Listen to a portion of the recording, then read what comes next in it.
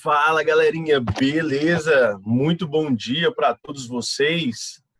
E aí, como é que vocês estão? Tudo na paz? Aí, estou recebendo já os bons dias aí, e aí? Que bom, hein, gente? Segunda-feira. Hoje não é por nada não, né? Mas hoje acordou ventando um pouco mais. Pode ser que caia até uma chuvinha hoje aí, né? Começando a primavera agora. Dia 21, sempre vai cair uma chuvinha em algum desses dias aí, né? É nóis, né? Tá precisando refrescar, né? Que o sovaquinho da perna não aguenta mais ficar suado, né? Que o sovaquinho da perna, assim, ó, quando você fica sentado, começa a gerar um suor ali, você começa a pregar na cadeira e aí você vira um grude, né? Depois disso, você precisa tomar um banho, você fica umas 3 horas debaixo de chuveiro na água fria, né? Para ver se dá uma melhorada. E aí, vocês estão bem? Estão passando por isso também? Boa segunda-feira para todos nós e uma ótima semana. Que Deus nos abençoe, né?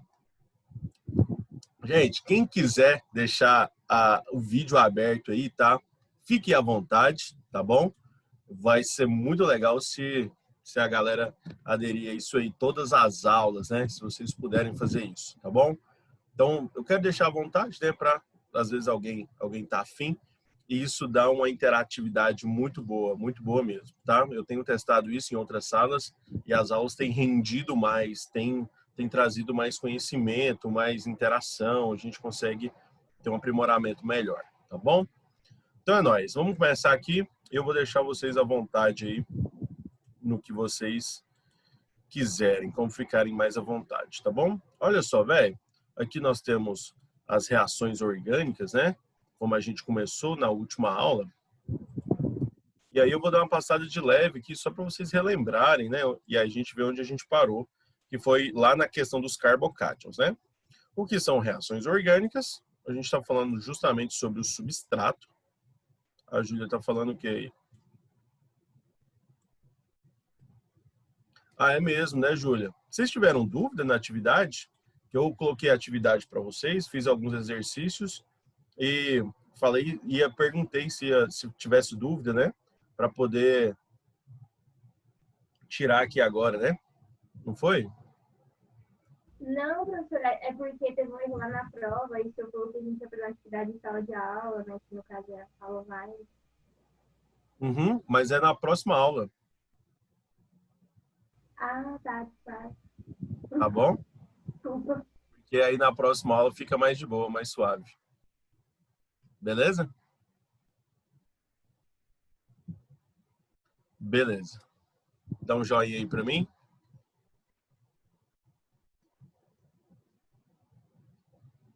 Beleza?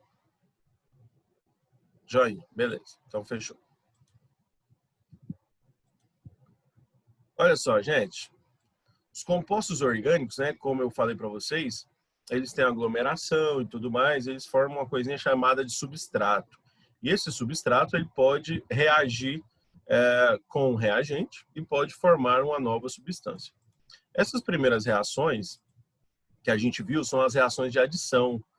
A gente viu reação de hidrogenação catalítica, que é quando entra os hidrogênios rompendo a ligação π e aí formam um alcano, né? Acho que essa é uma das reações mais de boa. Quando a gente tem aqui, por exemplo, um alcino ou um alceno, todas as ligações π, elas tendem a quebrar justamente por quê? Porque ela está sendo catalisada e tudo vai depender da quantidade de mols que você utilizar. Se você utilizar apenas um mol vai quebrar uma ligação π. 2 mols vão quebrar 2 ligações π. Então, para cada 1 mol da substância de H2, a gente rompe ali uma ligação π. Aqui nós temos também hidrogenação em ciclos, né? Nós temos várias reações que favorecem a quebra dos ciclos, justamente por causa da sua alta reatividade em relação aos seus ângulos de ligação. E aí nós temos a halogenação, que a gente viu na última aula, né? O que é uma halogenação? A gente falou dos halogênios do flúor, do cloro, do bromo e do iodo, né? A gente não fala do astato porque ele é um elemento transurânico muito radioativo. Então, a gente não usa o astato.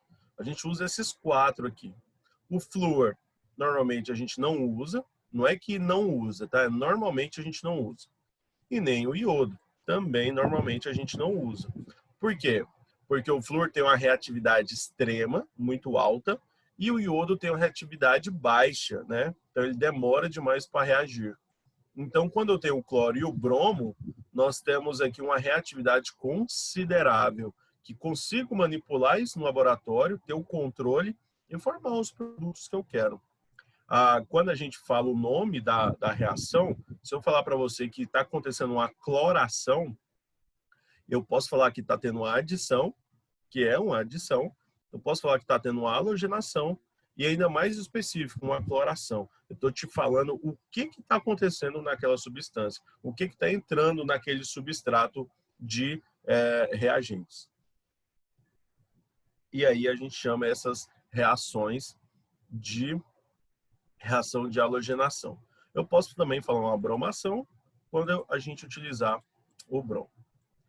Daí tudo bem, gente?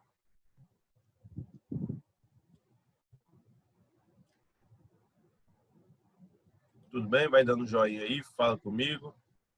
Tá de boa? Beleza. Gente, lembrando que a atividade que eu vou passar para vocês na próxima aula é uma atividade de isomeria, tá? Isomeria cis-trans e isomeria óptica, tá bom? Só para vocês ficarem ligados, tá? Olha só, nós temos aqui vários componentes, né? Olha só, uma dupla ligação e um cloro-cloro. Esse cloro-cloro aqui, ó, é uma molécula apolar. Eles formam um dipolo positivo e um polo negativo por uma coisinha chamada de dipolo induzido, né? Que é aquelas forças de interação intermolecular, que eu acredito que o Arthur, o Sonequinha, já passou para vocês. E aí acontece a formação de uma substância que a gente chama de carbocátion. É esse carinha bem aqui, ó, o carbocátion. O carbocátion é um carbono que está na forma catiônica, ou seja, um carbono que perdeu elétrons. E eu vou falar um pouquinho sobre carga formal hoje, né? E aí a gente vai introduzir esse conceito de carbocátion com vocês. Mas perceba aqui que o carbono ele está fazendo apenas 3 ligações. Esse aqui é o carbocátion. É um carbono trigonal plano, em que ele faz apenas 3 ligações simples. Então, no caso aqui, ele tem 6 elétrons na sua camada de valência, né? Ele está tentando se estabilizar com 6 elétrons. Então, por isso que ele fica com a carga positiva, e aí ele é suscetível a um ataque, que a gente chama ataque nucleofílico, né? Por quê? Porque o carbono ele está positivo e negativo. Se o carbono é positivo, ele é eletrófilo. Por que eletrófilo? Porque se ele é positivo, ele tem filia com elétrons. Então, por isso que a gente chama eletrófilo. Se o cloro ele está negativo, a gente chama ele de nucleófilo. Por quê? Porque se ele está negativo, ele tem uma afinidade com o núcleo de um átomo que é altamente positivo. Então, a gente fala que é um ataque do nucleófilo para o eletrófilo. Por que nesse sentido? Porque o ataque do nucleófilo é ele que tem elétrons, ele que tem elétrons sobrando, um parzinho de elétrons para poder fazer uma ligação sigma com esse carbono. Então, a gente não fala que existe um ataque do eletrófilo, porque o eletrófilo ele não tem elétrons. Na verdade, ele está aguardando elétrons para que ele possa fazer uma ligação química. Essa substância aqui, esse processo, bem aqui, acontece de acordo com a teoria chamada teoria ácido-base de Lewis. Vocês já estudaram teoria ácido-base de Lewis? Com o Soneca? Porque eu acho que é na química geral isso aí. É logo na química inorgânica. Vocês já estudaram isso?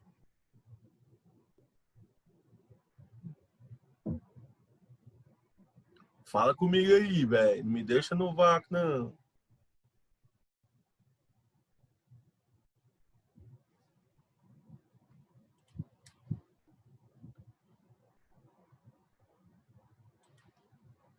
Cadê o povo? Cadê o povo?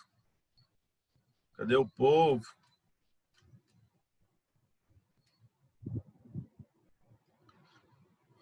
Acredito que vimos uma vez, mas não foi com ele. Então deve ter sido no primeiro ano. A Ellen tá falando que sim, que vocês viram com o Arthur. O Matheus Duarte falou que acha que ainda não. O João falou que acha que não foi com ele. Há muito tempo. Tá, a Ellen falou que já viu na antiga escola. E provavelmente foi com o Arthur também, né? Tá certo. Olha só, deixa eu esquematizar então para vocês, só dando um exemplo, tá? Quando nós temos um ácido de base de arrênios, ácido de arrênios libera H+, né? Base de arrênios libera OH-. Quando a gente vai para ácidos e bases de Bronsted-Lowry, ácidos de Bronsted-Lowry liberam H+, da mesma forma como os ácidos de arrênios. Mas as bases de Bronsted-Lowry, eles recebem o próton H+, e eles recebem com um par de elétrons, como é o caso lá, por exemplo, do hidrogênio H+, está reagindo com NH3, né? Que tem um parzinho de elétrons aqui. A gente já viu isso lá nas aminas, tá bom? E aí ele vira NH4+. Acontece, isso aqui é uma reação ácido-base de Bronsted-Lowry. Só que o Lewis, ele fala que não precisa ser H+, mas toda substância doadora de um par de elétrons vai ser considerada uma base e toda substância recebedora de um par de elétrons, ele vai ser um ácido, né? Então a gente pode falar que o eletrófilo sempre vai fazer o papel de ácido e sempre o nucleófilo vai fazer um papel de base. Por quê? Porque essa doação de par de elétrons acontece de apenas um elemento e aí fornece uma nova ligação também como ligação covalente. Só para você ter uma ideia, ó, nós temos aqui o cloro, né? Aqui em cima. Ele tem um par de elétrons sobrando e vem, porque ele está negativo, né? Ele vem aqui com o carbono e faz essa ligaçãozinha química. É uma ligação química feita por apenas um elemento. É um elemento que cede os 2 elétrons para essa ligação ser feita. Lembrando que sempre precisa de 2 elétrons para fazer uma ligação. Tanto faz se é sigma ou pi. Nesse caso aqui, fez uma ligação sigma e todos os 2 elétrons dessa ligação vieram do cloro.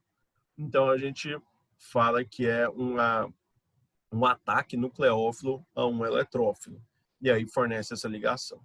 Antigamente, essa ligação era chamada de ligação dativa. Alguém já ouviu falar desse termo? Ligação dativa ou então ligação coordenada? Alguém já ouviu falar desse termo?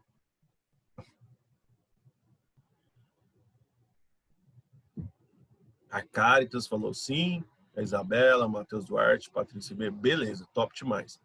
Galera, o lance aqui, por exemplo, isso aí era um conceito, né? Ligação dativa. Era um conceito abordado nas escolas para deixar o conteúdo mais fácil. Mas era um conceito errado. Por exemplo, hoje em dia, a IUPAC já aboliu essa ideia de ligação dativa.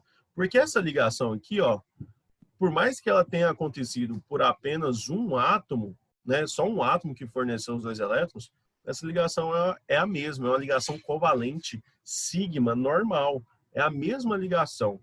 Então não tem diferença da ligação covalente para a ligação dativa.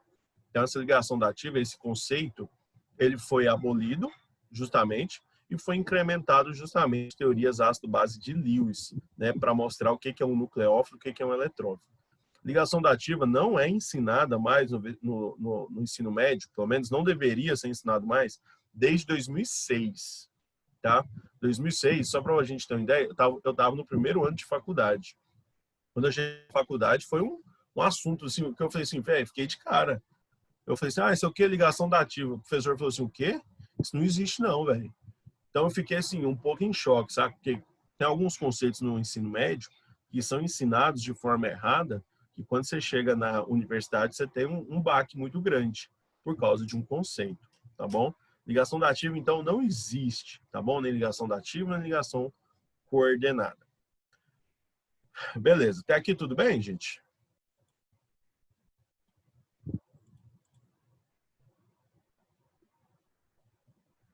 Beleza. Agora, pira só. O que é esse tal de carbocátio, né?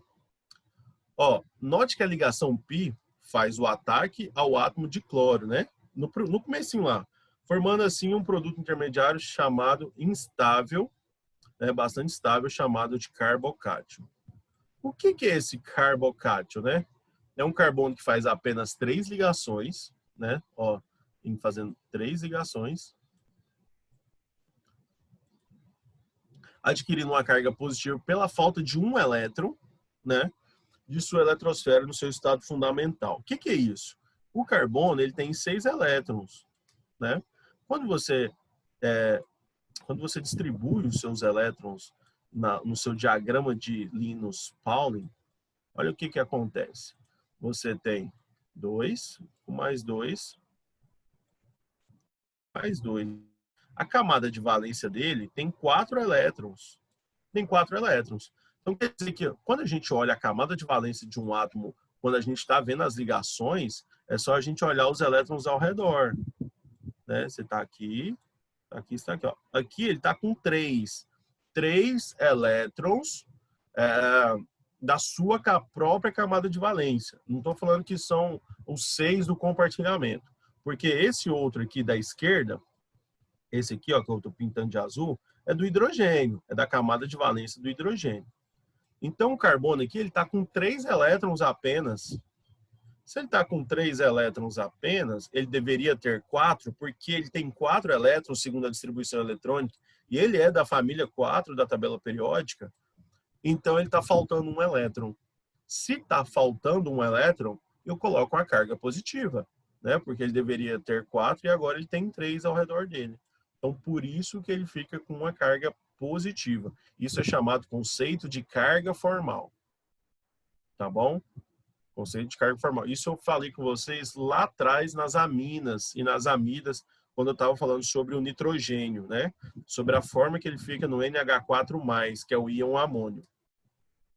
Tá bom? Tá de boa, gente? Vocês entenderam isso aí?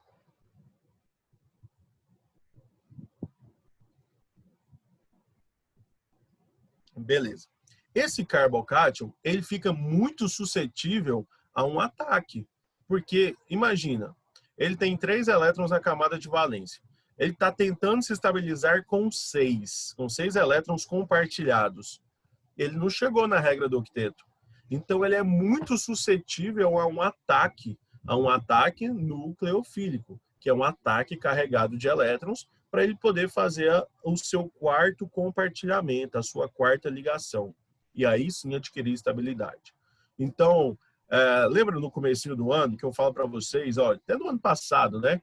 Aqui a gente está aprofundando muito mais do que no ano passado. Né? No ano passado a gente chegou só até as funções, e se eu não me engano, o Sandro chegou até a isomeria com vocês, né? E aí a gente matou o ano ali.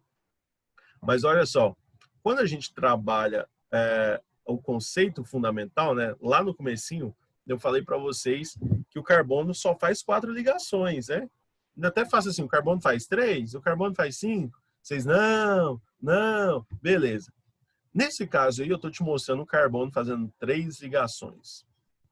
E para surpresa de 0 pessoas, né, daqui para frente, eu vou te mostrar em um momento, na substituição nucleofílica, que o carbono chega por um instante a fazer 5 ligações.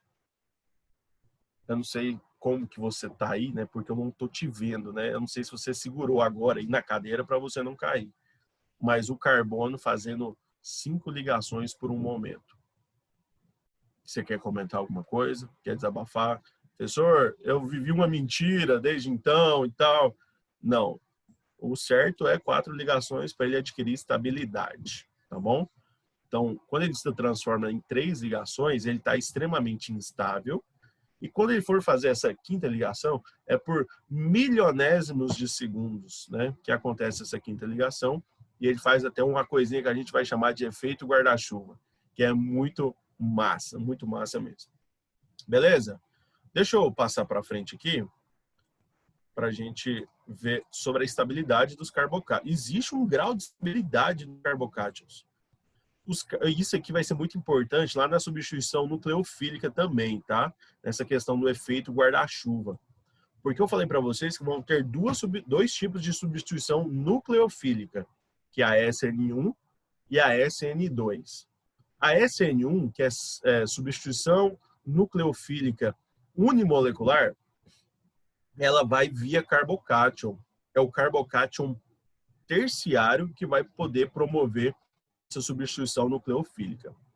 Quando a gente identificar aqui não forma um carbocátion terciário, só forma um secundário ou primário, aí ele não vai entender a SN1, ele vai para a SN2, que é substituição nucleofílica bimolecular, que aí é quando acontece essa quinta ligação e faz o efeito guarda-chuva. Top demais, né? Mira só, o carbocátion, ele tem um grau de estabilidade quando nós temos aqui mais carbonos ligados a eles, né? Ó, o mais estável é um carbocátion terciário, porque se eu tenho um carbocátion terciário, eu tenho mais carbonos. Quanto mais carbonos ligados a carbono, né, eu tenho a tendência de ter uma estabilidade maior. Se eu tiver, por exemplo, hidrogênio, ou então oxigênio e tudo mais, ele tende a ser mais reativo, cada vez mais. Então, carbocátion secundário é mais reativo e carbocátion primário é mais reativo ainda. Então, existe um conceito de estabilidade para carbocátions, tá bom? Deixa eu mostrar isso aqui para vocês. Aqui nessa reação, ó. Esse carbocátion que foi formado aqui, ó, bem aqui no meio, é um carbocátion secundário. Ele está fazendo 3 ligações, uma delas é com hidrogênio e 2 com carbonos. Então, esse aqui, ele é bastante reativo. Se fosse um carbocátion terciário, ele já seria menos reativo, seria um pouco mais estável. A gente consegue até controlar melhor essa reação quando nós temos um carbocátion terciário. Beleza? Então, isso aqui foi a nossa ideia de carbocátions. Até aí, tudo bem, gente?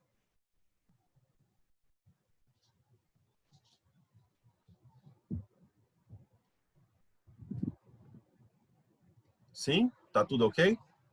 Beleza. Ó, então eu continuo com a halogenação, né? O que é a halogenação mesmo, né? Nós temos aqui uma ligação π. Nós temos aqui uma ligação... Deixa eu pegar o lápis aqui para poder riscar com vocês. Aqui nós temos uma ligação π. Com essa ligação π, ela desloca a nuvem eletrônica aqui, né? Por exemplo, a ligação π, que é uma nuvem eletrônica, né? Ela é nucleofílica. Então, quando ela chega perto de um átomo aqui, os elétrons, eles vão para o outro lado, que a gente chama de efeito sanfona. E aí cria-se um dipolo, né? Que é um dipolo induzido. Esse dipolo induzido, né, quebra a ligação, vai formar um carbocátion. Esse carbocátion aqui é secundário e insaturado ainda. O cloro vem e ataca ele. Beleza, top. O outro cloro já estava aqui, né? Um cloro atacou, o outro cloro sobrou. Então, ele sobrou e estabiliza. Você percebe que não formou o carbocátion na ponta, só forma no meio? Naquele primeiro exemplo também, só formou no meio, não formou na ponta? Por que não forma um carbocátion na ponta? Me fala aí. O que você acha?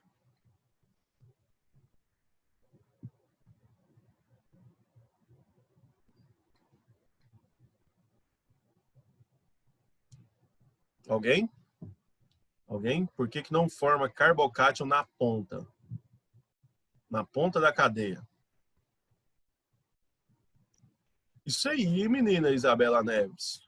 Para ser mais estável. Ó, se ligando com 2 carbonos. Isso aí, velho. Olha que sapiência. Olha que inteligência. Quando você se formasse carbocátion aqui, ó, nesse carbono, ele seria um carbocátion primário. Então, ele seria extremamente reativo.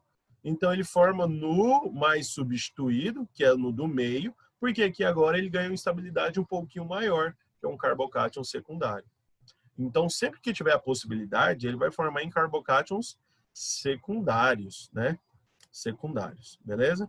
Então, formou aqui o nosso cloro. O negócio é que era um alcino, né? Então, só foi a primeira etapa. Porque esse composto ainda continua insaturado. Se esse composto ainda continua insaturado, ele pode reagir novamente. Então, a outra ligação π chega para fazer o deslocamento dos elétrons. O efeito sanfona acontece da mesma forma.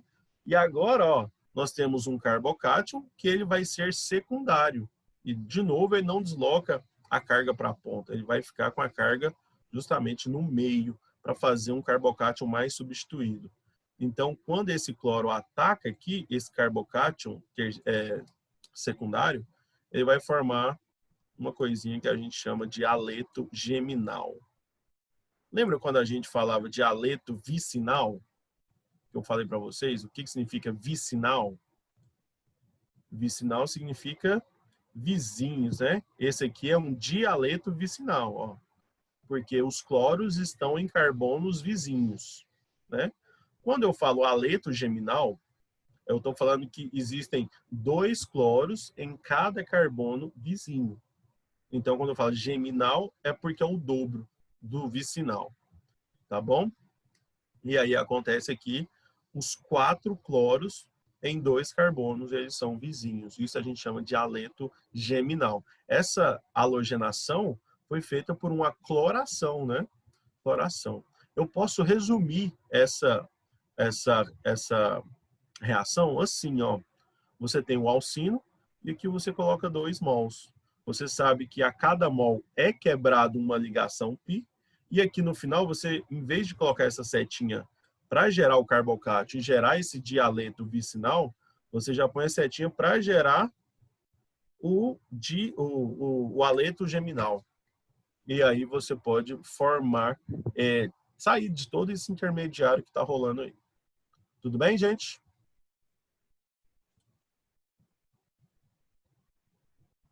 Tudo bem, gente? Vocês estão entendendo esse conceito das reações orgânicas? Vocês estão achando assim muito complicado? Vocês estão achando complicado? Ou vocês estão achando de boa, suave, leve?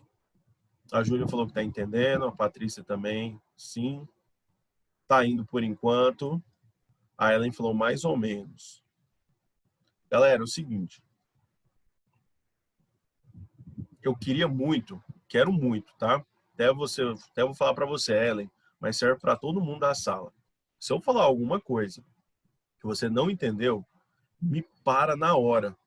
Fala assim, eu tô com a câmera aberta aqui e também tô com bate-papo. Então, tudo que eu vou falando, eu vou olhando pro bate-papo para saber se vocês estão falando alguma coisa, para saber se tem alguma pergunta, alguma dúvida. Se tiver alguma dúvida, alguma coisa que você não entendeu, me para na hora. Fala assim, professor, eu tô com uma dúvida. Aí você me pergunta, tá bom? Porque essa matéria, ela normalmente ela engloba todo o conceito de química do ensino médio. Reações orgânicas é a última matéria que a gente vê na química orgânica. É a última matéria do 3º ano, normalmente. E aí, o que acontece? A gente engloba tudo, né? Você pega ali efeitos termoquímicos do 2º ano, que é na fisicoquímica. Você pega equilíbrio químico, que a gente vai ver algumas reações que estão em equilíbrio. A gente vai ver conceitos ácido-base, né, da química geral. Você vai ver conceitos inorgânicos, conceitos de ligação química, que é fundamental. E toda a química orgânica que a gente já viu, que é a química lá de C-carbono sp3, terciário, primário, classificação de cadeia, reatividade dos compostos, saber se é polar ou apolar, saber se vai ser deslocado ou não, entender o que vai acontecer no processo. Tá bom? Então, eu sei que é um pouco pesado, mas eu acho que não é difícil. Por mais que seja um pouco pesado, porque é muita matéria, mas eu não acho que seja difícil o conceito de ser entendido. Mas eu quero que você me pare, porque eu não quero que você vá para uma prova de vestibular, ou então eu não quero que você saia da aula sem entender aquilo que eu estiver falando para vocês. Beleza? Então, se tiver alguma coisa que vocês não entenderam, me fala, por favor. Posso contar com vocês?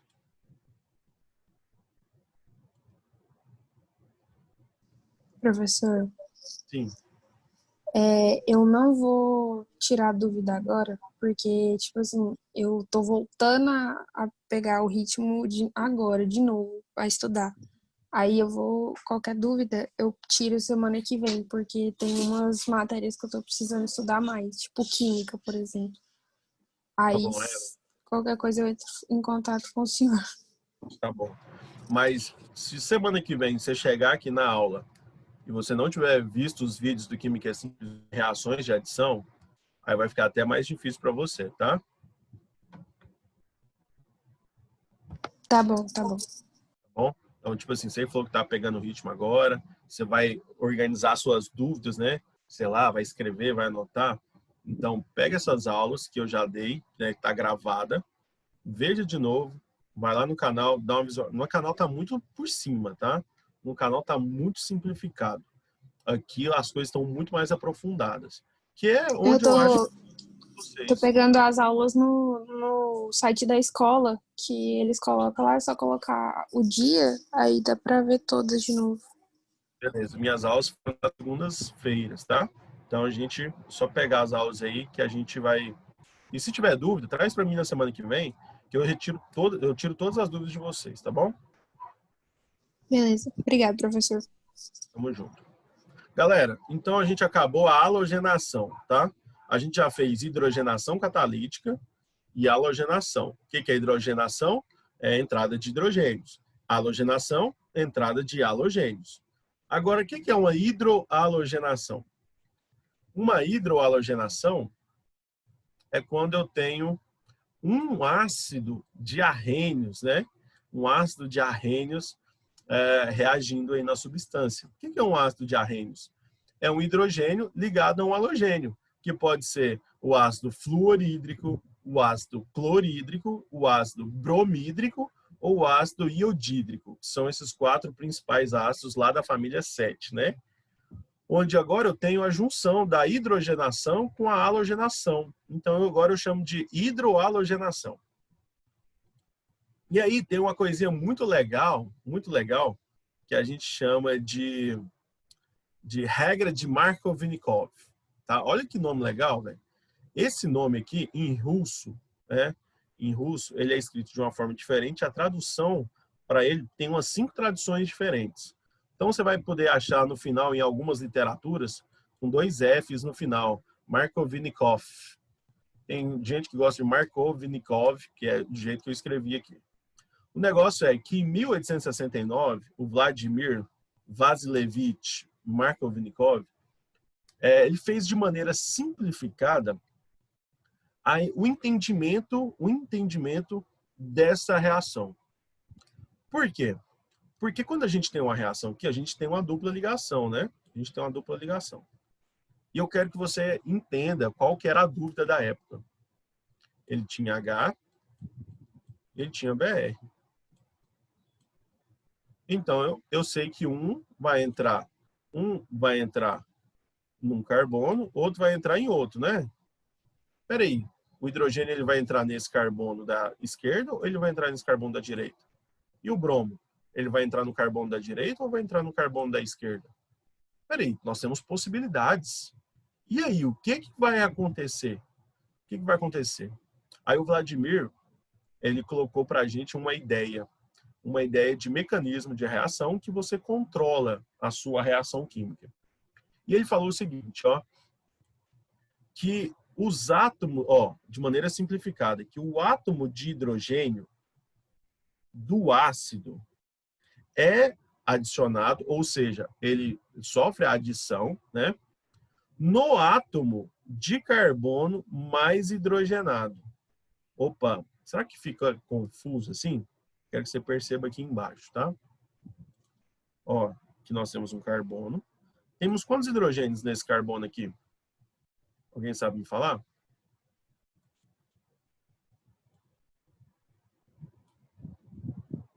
Temos quantos hidrogênios? Quantos hidrogênios? Nesse carbono de verde aqui embaixo.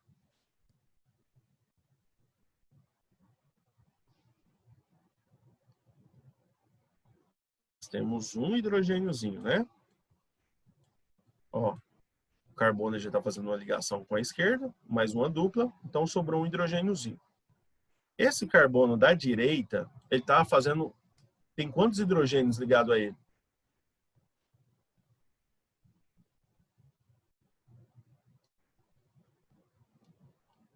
Tem quantos hidrogênios ligados a esse carboninho da direita? Isso, 2 hidrogênios. 2 hidrogênios. Então, eu vou te perguntar o seguinte. Qual deles é o carbono que tem mais hidrogênio? Né? Você vai me falar, obviamente, que é o carbono da direita. É o carbono da direita que tem mais hidrogênios. Então, tá aqui a minha substância, né? HBr. HBr. O hidrogênio do ácido, ó, o átomo de hidrogênio do ácido é adicionado ao átomo de carbono mais hidrogenado. Então, esse aqui, que é o hidrogênio, ele vai entrar no átomo de carbono onde tem mais hidrogênio. E o átomo de carbono que tem mais hidrogênio é o da direita, que tem 2. Então, a gente cria um mecanismo de onde o hidrogênio vai entrar e onde o halogênio vai entrar. Porque se o hidrogênio entra aqui no carbono mais hidrogenado, então o bromo ele vai entrar no outro carbono, que só tem essas duas possibilidades, né? Por causa da dupla ligação. Então ele vai entrar no outro lugar do bromo. E assim eu sei onde que vai ser formado essa reação química. Olha só, formou aqui no carbono secundário o halogênio. Então, quando, por exemplo, eu estiver numa prova e eu coloco para vocês essa reação e te pergunto assim, ó, qual é o principal produto dessa reação? Você vai ter duas possibilidades. Você vai colocar o bromo no carbono da direita ou o bromo no carbono da esquerda. E aí, se quem colocar o bromo no carbono da esquerda sendo menos hidrogenado, você vai conseguir acertar a questão. Entenderam, gente? A regra de Markov-Nikov, que o carbono... Sim, pode perguntar. Tipo, na reação de hidrohalogenação, tem várias outras reações, né? Peraí, você pode falar de novo? Mais alto? Na reação de... Hidrohalogenação. E nas outras também. Tem outros, como é o nome? Outras reações diferentes, né? Temos sim. Existe Eu tava achando que era halogenação. só uma. Não, é porque existe, por exemplo, halogenação quando a gente vai falar de substituição. Nesse momento, todas as reações que eu passei para vocês são reações de adição, que é a primeira que a gente vê quando a gente está adicionando, quebrando a ligação π e formando um componente saturado, que é esse caso aqui, né? É que ele sai de um alceno para agora um componente saturado. Só que eu coloquei nele um hidrogênio e um halogênio. Por isso que foi uma hidrohalogenação, porque entrou hidrogênio e entrou um halogênio. Entendeu? Entendeu? Mas eu queria entender se vocês entenderam sobre a regra de Markov-Nikov para guiar onde que entra o hidrogênio e onde entra o bromo. No caso, o hidrogênio ou o cloro, ou o hidrogênio ou o flúor, ou o hidrogênio e o hidro, né? Porque a gente está falando de hidrohalogenação, pode acontecer aí de entrar outros halogênios, né? Pode ser uma hidrocloração, ou então uma hidrobromação, né? Nós podemos ter essas substâncias também. Beleza? Aqui a gente vai ver a regra anti-Markov-Nikov, mas a gente vai deixar para a próxima semana, tá bom? Na próxima aula, eu pretendo com vocês, né? Vou ligar para o Célio agora, ver se está tudo ok, tudo certinho, para a gente poder fazer algumas questões aí e compor a nota da prova. Beleza, gente? Tudo bem? Maneira, vai funcionar como essa atividade? É uma atividade de 5 questões que vocês vão fazer durante a aula e vocês vão responder lá no Google Forms. É Google Forms, né? E aí vocês vão... essa nota vai ser incorporada na prova, tá bom? Ah, tá. Muito obrigado. Porque obrigada. na prova eu tinha colocado algumas de desenhar, né? E isso não podia. Uhum. Tá bom? Obrigada. Então, valeu, gente. Até agorinha, hein?